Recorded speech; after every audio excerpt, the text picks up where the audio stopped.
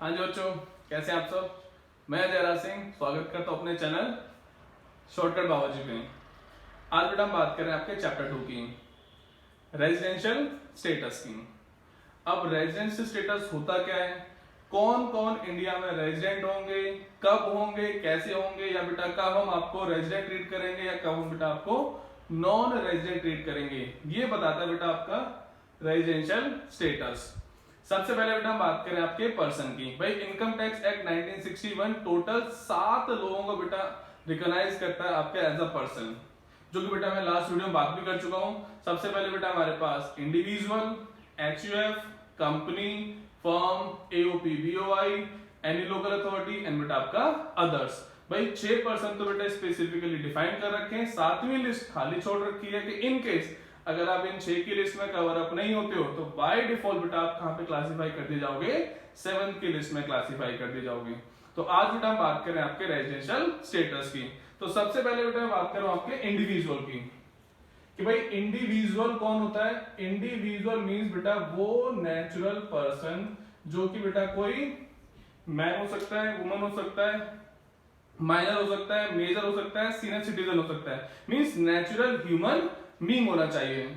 अब जब बात आती है बेटा हमारे पास इंडिविजुअल की, तो बेटा इंडिविजुअल इंडिया में रेजिडेंट भी हो सकता है एंड बेटा वो इंडिया में आपका नॉन रेजिडेंट भी हो सकता है। अब यहां बेटा कहानी ये स्टार्ट होती है कि मैं कब और कैसे इंडिया में रेजिडेंट होऊंगा, या बेटा मैं कब और कैसे इंडिया में नॉन रेजिडेंट होगा। तो उसके लिए बेटा हमारे पास इनकम टैक्स एक्ट 1961 आपको कुछ कंडीशंस प्रोवाइड करता है।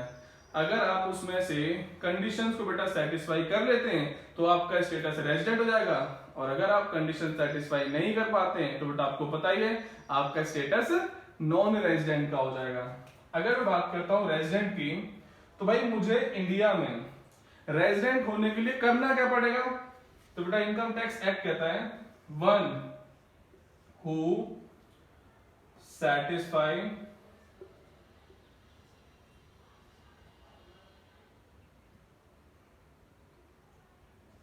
One of basic condition. भाई कोई भी इंडिविजुअल अगर बेटा एक बेसिक कंडीशन मींस एक मतलब बेटा हमारे पास इनकम टैक्स एक्ट 1961 आपको 2 बेसिक कंडीशन प्रोवाइड करेगा। अगर आप उन 2 बेसिक कंडीशन में से एक सिंगल मींस कोई भी एक बेसिक कंडीशन सेटिस्फाई कर देते हो तो बेटा according to income tax act 1961 बेटा आपका स्टेटस इंडिया में रेजिडेंट का हो जाएगा। और वहीं अगर मैं बात करूं बेटा आपके नॉन रेजिडेंट की, तो ये कहता है one who does not satisfy none of basic condition। भाई वो पर्सन अगर आप बेटा मेरी दोनों में से कोई भी कंडीशन सेटिस्फाई नहीं कर पाते हो तो आपका स्टेटस बेटा इंडिया में किसका हो जाएगा, नॉन रेजिडेंट का। कहने का मतलब क्या बेटा, हम आपको 2 बेसिक कंडीशन दे रहे हैं, अगर आप उसमें से कोई एक भी सेटिस्फाई कर देते हो तो आपका स्टेटस रेजिडेंट का, और अगर आप बेटा दोनों में से एक भी सेटिस्फाई नहीं कर पाते हो तो आपका स्टेटस इंडिया में नॉन रेजिडेंट का हो जाएगा। एंड जब बात आती है बेटा हमारे पास इस बेसिक कंडीशन की, भाई हमारे पास ये बेसिक कंडीशंस कौन कौन सी हैं और कैसे बेटा इनको सेटिस्फाई करना है, तो जब बात कर लेते हैं बेटा अपनी बेसिक कंडीशंस की। भाई हमारे पास इनकम टैक्स में बेटा आपको कंडीशन कितनी दी है, 2। एक भी सेटिस्फाई हो गई रेजिडेंट, और एक भी नहीं हुई तो बेटा हम इंडिया में नॉन रेजिडेंट। तो पहली कंडीशन कहती है बेटा हमारे पास ही और she must be in India for at least 182 days or more। Mark कर ले बेटा हमारे पास यहाँ पे ही और she must be in India, India में कम से कम 182 दिन और या उससे ज्यादा, ड्यूरिंग कब, रेलिवेंट प्रीवियस ईयर। बेटा यहाँ पे मैंने 3 वर्ड मार्क कर दिए बेटा आपके, ही और शी, इन इंडिया 82 और डेज मोर बेटा हमारे पास, और रेलिवेंट प्रीवियस ईयर। कहता है अगर आप इंडिया में कम से कम 182 दिन या उससे ज्यादा इंडिया में होते हैं बेटा कब, रेलिवेंट प्रीवियस ईयर में, तो आपकी बेटा पहली कंडीशन सेटिस्फाई हो जाएगी। और यही बेटा मैं आपसे एक चीज बताता हूं, हमें बेटा प्रोवाइड की गई आपकी दो बेसिक कंडीशन। अगर आपकी पहली कंडीशन ही सेटिस्फाई हो जाती है तो आपको बेटा सेकंड कंडीशन को क्रॉस चेक करने की रिक्वायरमेंट नहीं होगी। तो भैया हमें ध्यान रखना है बेटा आपकी पहली कंडीशन का। भैया पहली कंडीशन कहती है कि इंडिया में आप कम से कम 182 दिन या उससे ज्यादा होने चाहिए। अगर बेटा आप कहते हो भाई मैं इंडिया के बाहर नॉर्मली अप डाउन करता रहता हूं, तो बेटा ध्यान रखना है आपका इंडिया में आने का दिन और आपका इंडिया से जाने का दिन, मींस दोनों दिन बेटा ये काउंट होते हैं जब आप कैलकुलेट कर रहे होंगे 182 डेज और मोर। वहीं जब बेटा बात आती आपकी सेकंड कंडीशन की, तो उससे पहले बेटा हम बात कर लेते हैं, एक छोटा सा एग्जांपल रख लेते हैं, इसका थोड़ा क्लियर हो जाएगा। भाई फॉर एग्जांपल मेरे पास असेसमेंट ईयर है 19-20 आपका, ठीक है बेटा। तो असेसमेंट ईयर के जस्ट पीछे वाला बेटा हमारे पास रेलिवेंट प्रीवियस ईयर होता है, तो 18-19 यहां बेटा आपको कम से कम 182 दिन या उससे ज्यादा होना पड़ेगा अगर आप फर्स्ट कंडीशन सेटिस्फाई करना चाहते हैं। तो जब बात आती है बेटा हमारे पास सेकंड कंडीशन की, तो सेकंड कंडीशन की बेटा बात कब आएगी, जब कोई पर्सन बेटा आपकी फर्स्ट कंडीशन को सेटिस्फाई नहीं कर पाएगा। जब कोई इंडिविजुअल बेटा मेरी फर्स्ट कंडीशन सेटिस्फाई नहीं कर पाता है तो डिपार्टमेंट कहता है बेटा आप एक काम करो सेकंड कंडीशन चेक कर लो, क्या पता वो सेटिस्फाई हो जाए। कहता है ही और she must be in India for at least 60 days or more during relevant previous year and 365 days or more during last 4 previous year which is immediately preceding relevant previous year। मतलब क्या बेटा इसका, कहता है भी हमारे पास he or she must be in India for at least 60 days or more। Second condition कहते हैं बेटा आपकी कि भाई रेलिवेंट प्रीवियस ईयर में तो कम से कम बेटा आप 60 डेज और मोर होने चाहिए, एंड उससे जस्ट पीछे वाले 4 सालों में आप बेटा इंडिया में कम से कम 365 डेज और मोर होने चाहिए। बेटा इसका एग्जांपल देखते हैं एक बार। कहता बेटा हमारे पास असेसमेंट ईयर था आपका 19-20, रेलिवेंट प्रीवियस ईयर में आप कम से कम मींस 18-19 में बेटा मैं कम से कम 60 डेज यहां पर होना चाहिए और 365 डेज और मोर during last 4 previous year which is immediately proceeding relevant previous year.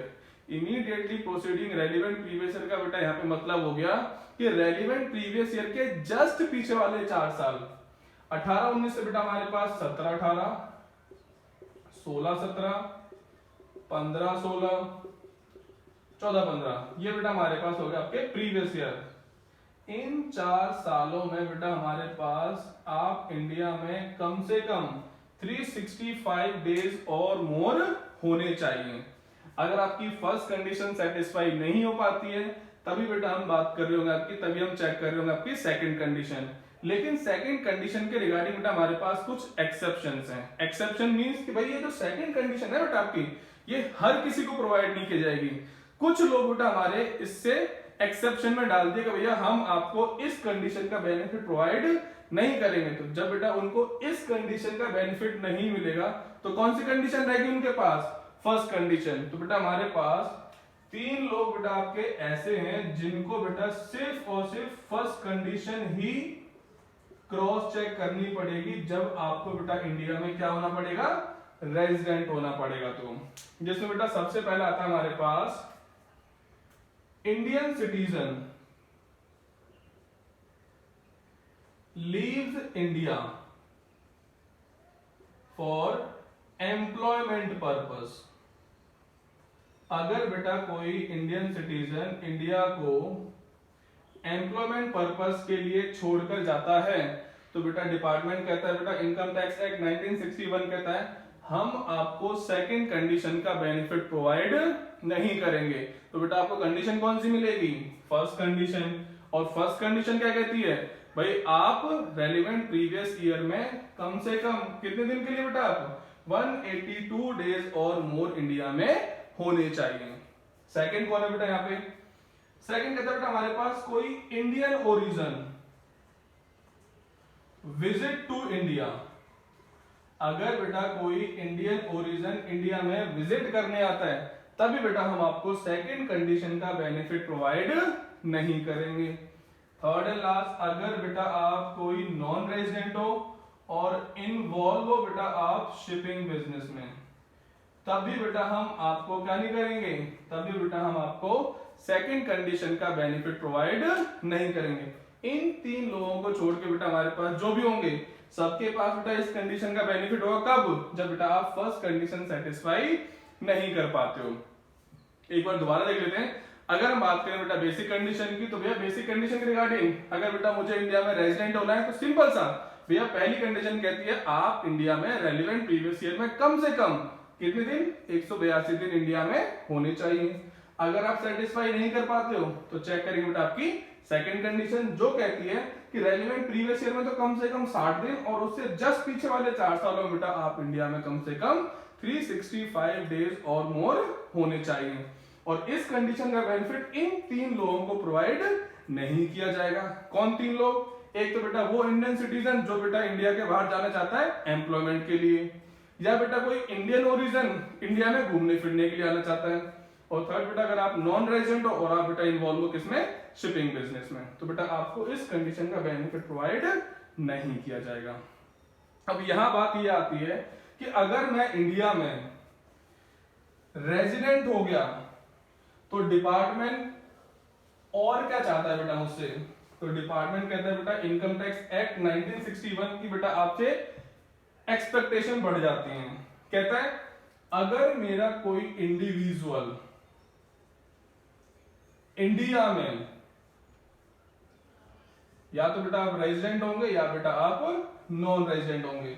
Non resident बेटा कहानी वहीं रुक जाती है। अगर आप कोई भी बेसिक कंडीशन सेटिस्फाई नहीं कर पाते हो तो आपका स्टेटस बेटा इंडिया में नॉन रेजिडेंट का हो जाएगा। लेकिन अगर बेटा आप गलती से इंडिया में रेजिडेंट हो गए तो बेटा इनकम टैक्स एक्ट 1961 कहता है थोड़ा सा आगे और बढ़ जाओ, चेक करो बेटा आप इंडिया में रेजिडेंट तो हो गए एंड ऑर्डिनरी रेजिडेंट हो या नहीं हो, या रेजिडेंट तो हो अगर ऑर्डिनरी नहीं हो तो not ordinary resident, R and O R हो या नहीं हो, या R and N O R हो या नहीं हो।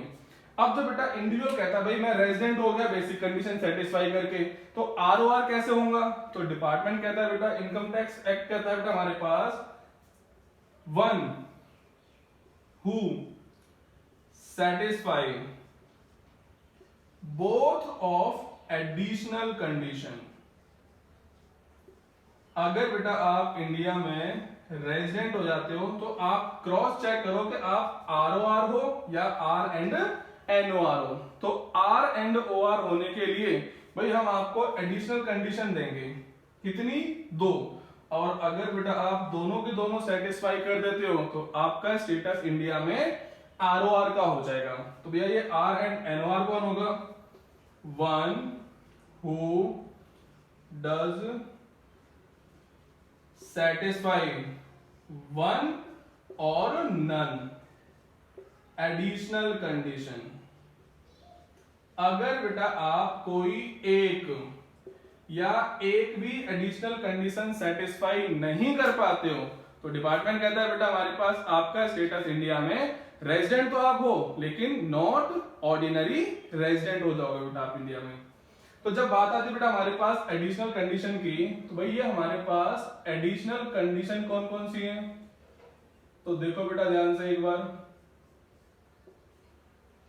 भाई हमारे पास 2 एडिशनल कंडीशन है। पहली कहती है ही और she must be in India for at least 2 years out of 10 previous year, which is immediately proceeding relevant previous year। कहने का मतलब कि भाई पहली एडिशनल कंडीशन कहती है भाई रेलिवेंट प्रीवियस ईयर में तो बेटा आपको होना पड़ेगा रेजिडेंट, और रेलिवेंट प्रीवियस ईयर के जस्ट पीछे वाले 10 साल में से कोई भी 2 साल पूरे के पूरे बेटा आपको इंडिया में रहना पड़ेगा, तभी जाके बेटा आपकी सेकंड जो बेटा हमारे पास आपकी एडिशनल कंडीशन की बेटा जो फर्स्ट कंडीशन है वो सेटिस्फाई होगी। फॉर एग्जांपल बेटा इसका ज्यादा क्लियर हो जाएगा हमारे पास एग्जांपल से। भाई फॉर एग्जांपल कहता है बेटा हमारे पास असेसमेंट ईयर बेटा मैंने अज्यूम करा आपका 1920, तो रेलिवेंट प्रीवियस ईयर बेटा हमारे पास हो गया आपका 1819। तो 1819 में तो बेटा मुझे यहाँ पे क्या होना पड़ेगा आपका रेजिडेंट, और रेजिडेंट होने के लिए कोई भी एक एडिशनल कंडीशन सेटिस्फाई करनी पड़ेगी बेटा।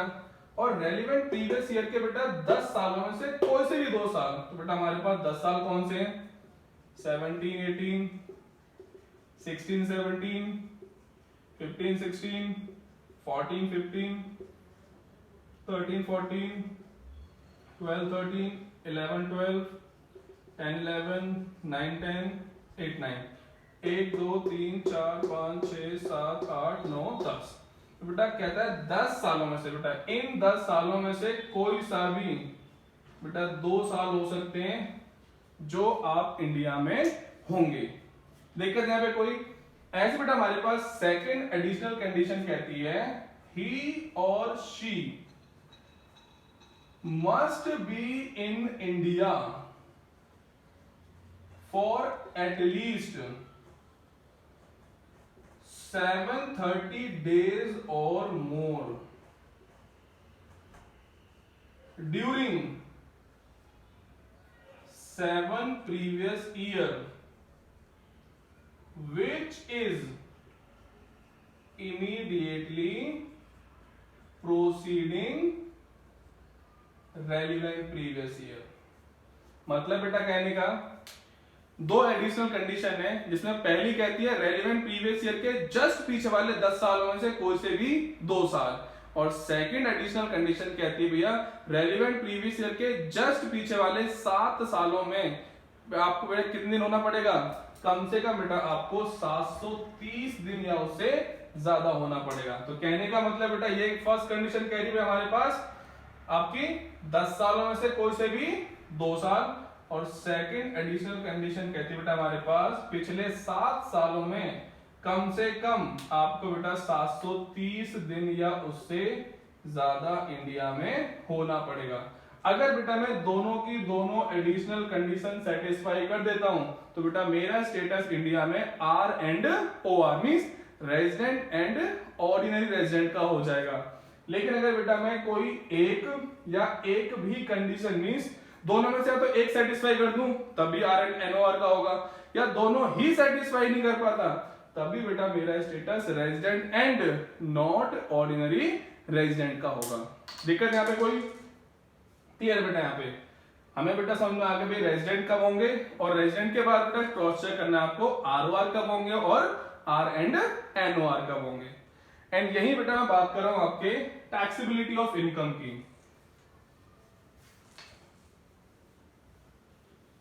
टैक्सेबिलिटी ऑफ इनकम का मतलब क्या होता है भाई, मेरे पास अगर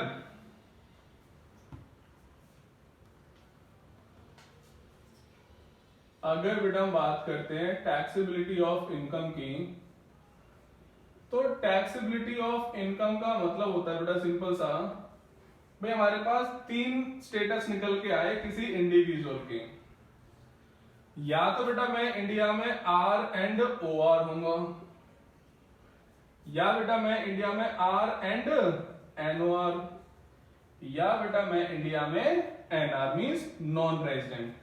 अब अगर बेटा मेरा इन तीनों में से कोई भी एक स्टेटस होता है तो मेरे हैंड पे मींस मेरे बेटा हैंड में कौन कौन सी ऐसी इनकम है जो टैक्सेबल होंगी और कौन कौन सी बेटा ऐसी इनकम है जो टैक्सेबल नहीं होंगी, तो उसको बेटा हम ट्रीट करते हैं टैक्सेबिलिटी ऑफ इनकम की। यहां बेटा मैं आपसे एक चीज बता देता हूं, जो बेटा हमारे पास बाकी के बेटा जो 6 वर्सन रह गए, HUF, company, firm, AOP, BOI, any local authority, इनका जो बेटा हमारे पास स्टेटस है बेटा वो नेक्स्ट वीडियो में आपको डिफाइन कर दूंगा। एक्चुअली क्या बेटा हमारे पास जो बीकॉम के जो एग्जाम है बेटा वो नेक्स्ट मंथ ही है, तो इसीलिए बेटा हमारे पास जो रेलिवेंट है पहले उसकी बात कर रहे हैं। इसका बेटा हमारे पास क्वेश्चन कंफर्म आता है आपका एग्जाम में।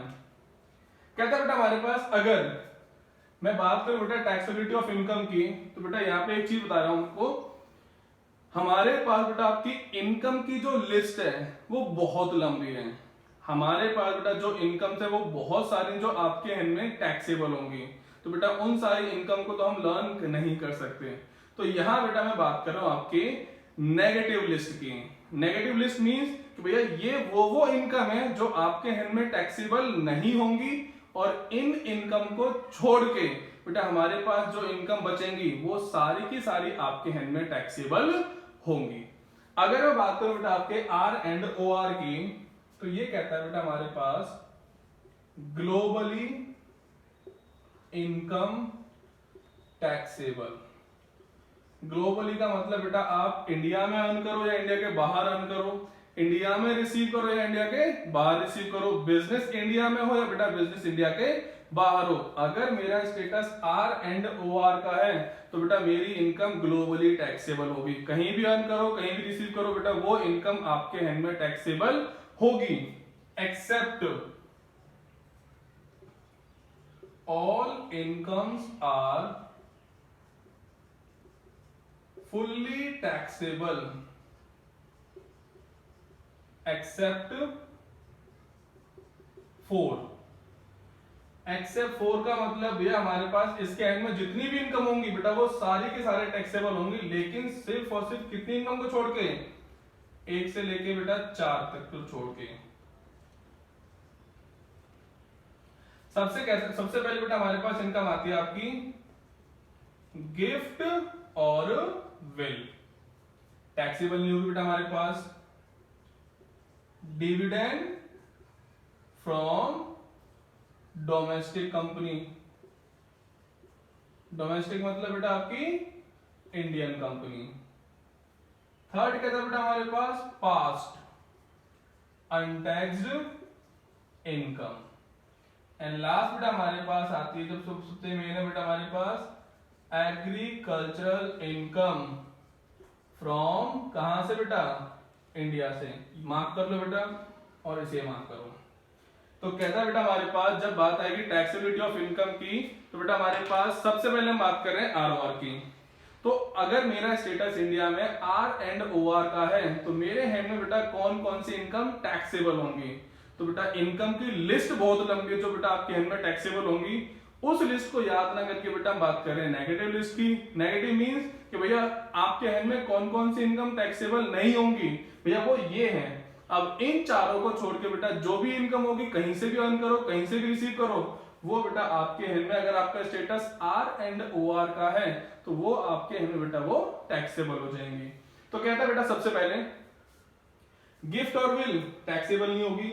डिविडेंड बेटा आप अगर रिसीव करते हो कहां से, डोमेस्टिक कंपनी से या बेटा आप इंडियन कंपनी से, तो टैक्सेबल नहीं होगा। यहां बेटा एक चीज ये याद रखनी है, हम बात कर रहे हैं नेगेटिव लिस्ट की। अगर नेगेटिव में बेटा कुछ भी पॉजिटिव हुआ तो वो आपका टैक्सेबल हो जाएगा। फॉर एग्जांपल मैं कहता हूं डिविडेंड फ्रॉम फॉरेन कंपनी, तो बेटा ये मेरे लिए टैक्सेबल इनकम है। कहता है एग्रीकल्चर इनकम फ्रॉम इंडिया की जगह बेटा कोई और कंट्री आ जाए तो बेटा वो इनकम मेरे हैंड में क्या होगी, टैक्सेबल हो जाएगी। क्लियर है? यहाँ पे बात आती है बेटा हमारे पास R and N O R की। तो ये कहता है बेटा हमारे पास all incomes are fully taxable, भैया इसके हैंड में भी बेटा सारी के सारी इनकम फुल्ली टैक्सेबल होंगी एक्सेप्ट 5। कितनी इनकम को छोड़ के, 5 इनकम को छोड़ के। भैया 5 कौन सी है, 4 + 1, बेटा 4 तो आपकी यही हो गई। 5वीं की बात कर लेते हैं।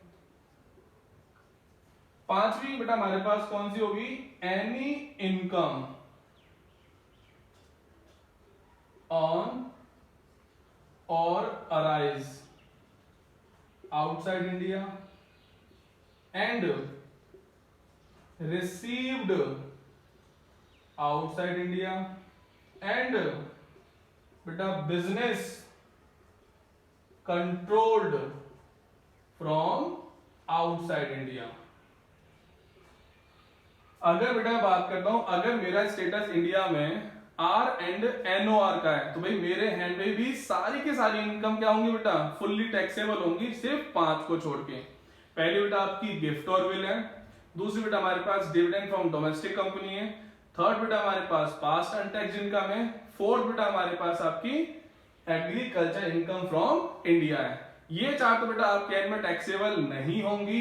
एंड फिफ्थ कहती है बेटा हमारे पास ऐसी कोई भी इनकम जो आपने अर्न की है या बेटा वहां से अर्न होने वाली है, कहां से, इंडिया के बाहर से, या बेटा आपने रिसीव की आउटसाइड इंडिया, या बेटा जो आपका बिजनेस है वो भी कंट्रोल है कहां से, आउटसाइड इंडिया से। अब यहां बेटा मैं आपको एक चीज बता देता हूं, बच्चे जो सबसे ज्यादा कंफ्यूज होते हैं, मैं बात कर रहा हूं बेटा आपकी नेगेटिव लिस्ट की। अगर इसमें कुछ भी पॉजिटिव होता है तो वो इनकम बेटा मेरे हैंड में टैक्सेबल हो जाएगी, चाहे मेरा status resident and not ordinary resident का क्यों ना हो। जैसे कहता भैया एनी इनकम ऑन और अराइज आउटसाइड की जगह बेटा इन इंडिया हो जाए, टैक्सेबल हो जाएगी, रिसीव्ड इन इंडिया हो जाए, टैक्सेबल हो जाएगी, और अगर बेटा मेरा जो बिजनेस है वो आउटसाइड की जगह बेटा अगर इंडिया से कंट्रोल हो जाता है तभी बेटा वो इनकम मेरे हैंड में क्या हो जाएगी, टैक्सेबल हो जाएगी। एंड लास्ट बेटा हमारे पास आता है आपका नॉन रेजिडेंट। ये कहता है बेटा हमारे पास all incomes are fully taxable except 6 का मतलब क्या बेटा हमारे पास 5+1, बेटा 4 तो ये होगी बेटा हमारे पास, 5 भी बेटा हमारे पास ये हो गई, एंड लास्ट बेटा हम बात कर रहे हैं आपके 6 की। कहता है एनी इनकम अर्न और arise outside India and received outside India and business whether control from India और आउटसाइड इंडिया। बेटा हमारे पास नॉन रेजिडेंट की 6th में और आर एंड एनओआर की 5th में सिर्फ माइनर सा डिफरेंस बेटा सिर्फ इस वर्ड का है, वेदर का। बच्चे कंफ्यूज ना हो, ये कहती है बेटा हमारे पास वो इनकम जो आपने इंडिया के बाहर अर्न की टैक्सेबल नहीं होगी, बाहर रिसीव की टैक्सेबल नहीं होगी, अगर बिजनेस इंडिया के बाहर कंट्रोल कर रहे हो बेटा तब भी टैक्सेबल नहीं होगी, लेकिन अगर आपने बिजनेस इंडिया से कंट्रोल कर लिया तो बेटा वो आर एंड एनओआर के हैंड में टैक्सेबल हो जाएगी। जबकि ये कहता है बेटा हमारे पास भाई वो इनकम जो बेटा आप इंडिया के बाहर अर्न कर रहे हो, बाहर रिसीव कर रहे हो, टैक्सेबल नहीं होगी। अब चाहे बेटा आपका बिजनेस इंडिया से कंट्रोल हो या इंडिया से कंट्रोल ना हो, तब भी बेटा वो नॉन रेजिडेंट के हैंड में इनकम टैक्सेबल नहीं होगी। इसमें और बेटा इसमें सिर्फ इतना सा फर्क है, ये कहता है बेटा अगर बिजनेस इंडिया से कंट्रोल हो गया तो मेरे हैंड में टैक्सेबल हो जाएगी, जबकि ये कहता है बेटा हमारे पास अगर बिजनेस इंडिया से कंट्रोल है भी तभी बेटा इसके हैंड में इनकम टैक्सेबल नहीं होगी। दिक्कत यहाँ पे कोई? ठीक है, एक चीज और बेटा यहाँ पे